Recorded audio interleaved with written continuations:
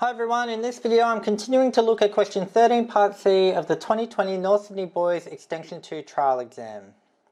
So in this video we're up to the final part, part 4, where we're told hence or otherwise show that the limit as n goes to infinity of the sum from r is equal to 1 to n of the square root of r bracket n minus r all on n squared is equal to pi on 8.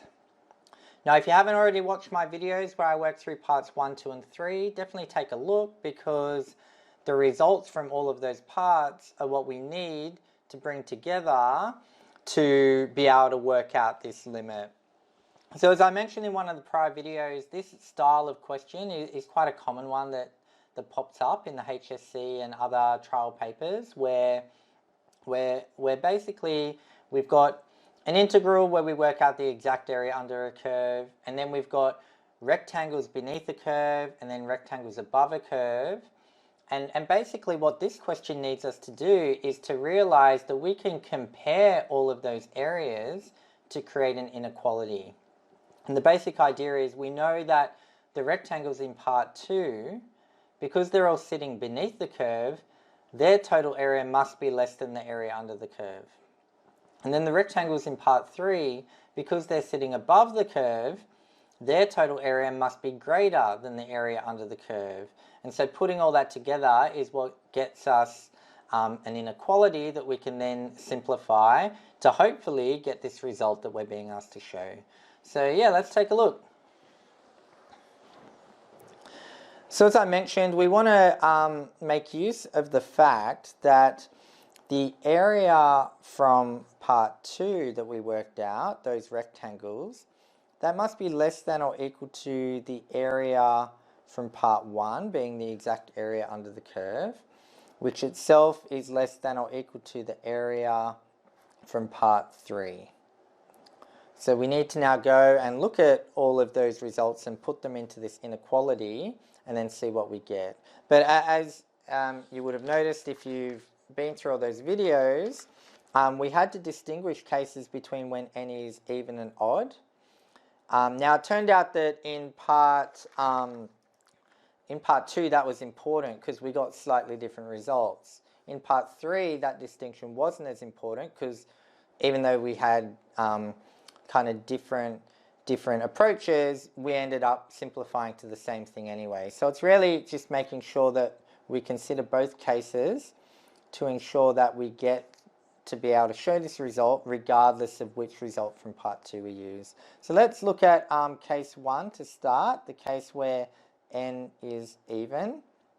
And then let's go and have a look at what the area from part 2 was. So we'll have to flick back quite a way actually. There's a lot of working involved in this question. So that was part 3. This is part 2, that's when n is odd, but we want when n is even, which I believe was this. So we had n is even, and we worked through to get to this, so that's what we want to put. So we're going to have 4, let's flip back. So we're going to say therefore 4 times the sum from r is equal to 1 to n minus 1. Of the square root of r n minus r on n squared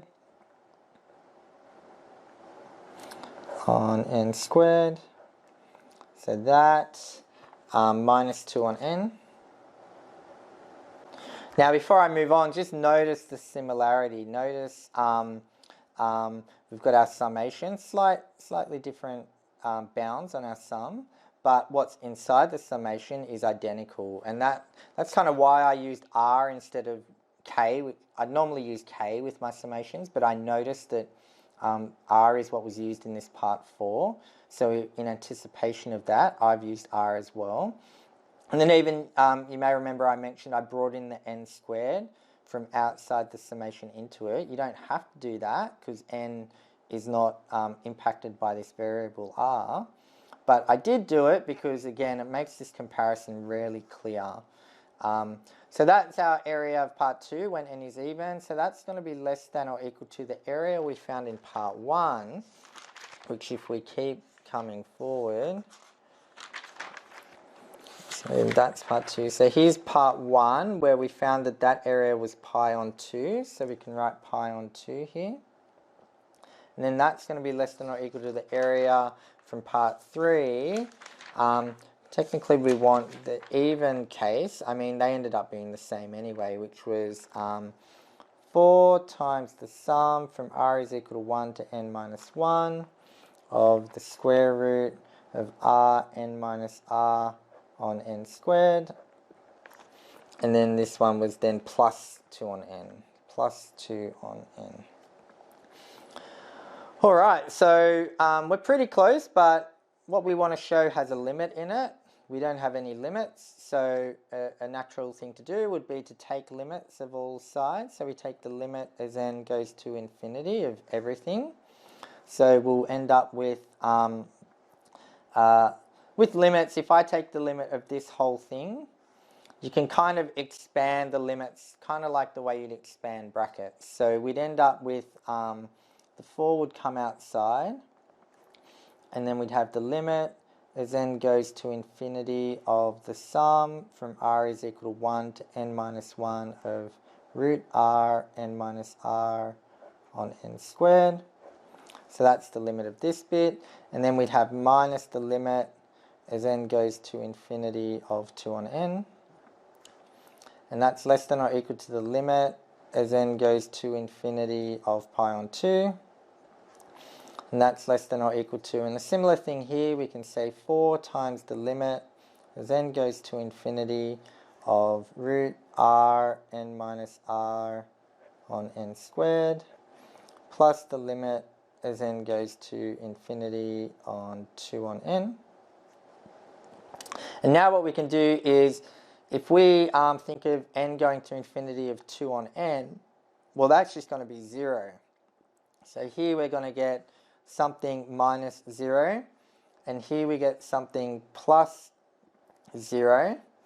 And so this can then simplify right down to 4 times the limit as n goes to infinity of the sum from r is equal to 1 to n minus 1 of root r n minus r on n squared. That's going to be less than or equal to, now pi on 2 is just pi on 2, regardless of what happens to n, it's just a constant, so that can stay as pi on 2. And then less than or equal to 4 times the limit as n goes to infinity of root r n minus r on n squared. And at this point we need to notice that what's over here and what's over here are identical. So for this to be both less than or equal to pi on 2 and greater than or equal to pi on 2 at the same time, the only way that can be the case is if we have equality. So we can say therefore the 4 limit as n goes to infinity of the sum from r is equal to 1 to n minus 1 of root r n minus r on n squared, that's going to be equal to pi on 2. Then we can bring our 4 down because we want a pi on 8. So n goes to infinity of the sum from r is equal to 1 to n minus 1 of root r n minus r on n squared is equal to pi on 8. And now we're super close, but as I mentioned before, we had this slight difference in our summations. Here we're going up to n minus 1. Here we're going all the way up to n. So essentially we want what we've got, but also plus n. So we want that extra step where we can add whatever we get when we throw n in here. But actually, if we think about that, let's note that what's inside the sigma, if I put n in there, we'd get the square root of n minus n on n squared. And n minus n is 0, so 0 times anything is 0, square root of 0 is 0, so you just get 0. So actually, if we wanted to add on to this extra nth item, we can do that without changing anything because it's 0. So we can say, therefore, the limit as n goes to infinity of the sum from r is equal to 1 all the way up to n of the square root of r n minus r on n squared. That's also going to be pi on 8. Sonic boom!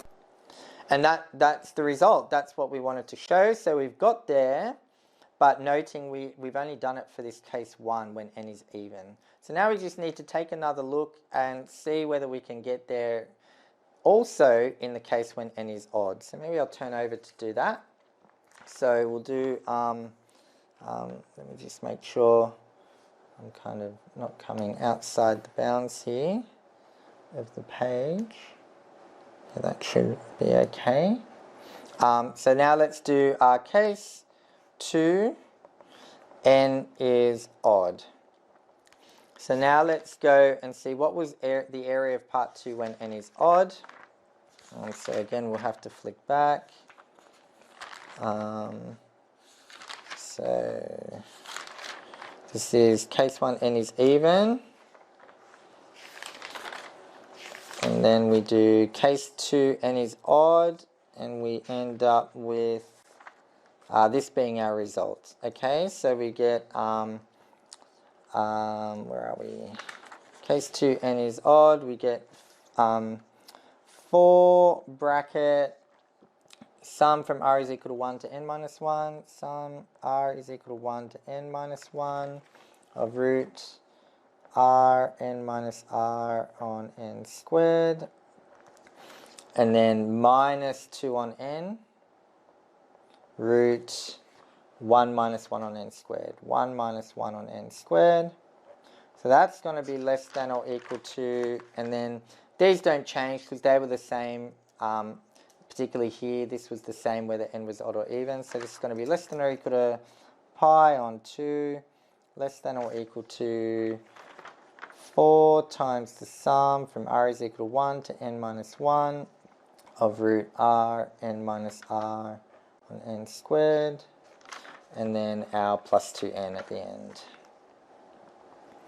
So we have to do the same thing. We take the limit as n goes to infinity, and we'll end up with a 4 times the limit as n goes to infinity of the sum from r is equal to 1 to n minus 1 of root r n minus r on n squared, minus the limit as n goes to infinity of 2 on n root 1 minus 1 on n squared, less than or equal to the limit as n goes to infinity of pi on 2, less than or equal to the limit of 4 times the limit as n goes to infinity of this sum, root r n minus r on n squared, and then hopefully I can fit in just this extra limit as n goes to infinity of 2 on n. Alright, so just like we saw before, this bit here, as n goes to infinity, 2 on n will go to 0, 1 minus 1 on n squared would go to 1 minus 0 is 1. So this whole thing would just go to 0. This, just like before, would go to 0. So we end up with very similar to before, or identical to before. The limit as n goes to infinity of the sum from r is equal to 1 to n minus 1 of root r n minus r on n squared is less than or equal to pi on 2, because that's just a constant, less than or equal to 4 times the limit as n goes to infinity of the sum from r is equal to 1 to n minus 1 of root r n minus r on n squared.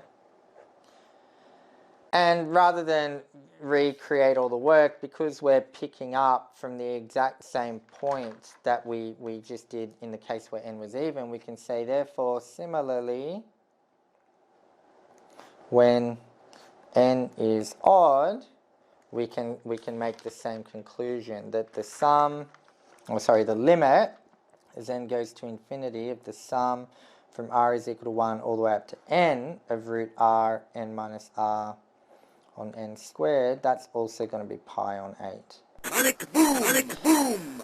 Alright, that's that whole question done. So just kind of thinking back to all the working that we had to do, quite an epic question actually. Really a lot to it. Obviously a lot of room to make mistakes, but I guess a lot of the effort that I've gone to here is taking extra precautions to check what we're doing. So here we are starting with part 1, where we just had to use area of a circle to get our result. So you could kind of call that, at least in the context of this question, an easy mark up for grabs. Then the rest of it was quite a lot of work, but we've kind of done extra work where we've been able to check what we're doing by picking specific numbers and ensuring we still get the same result.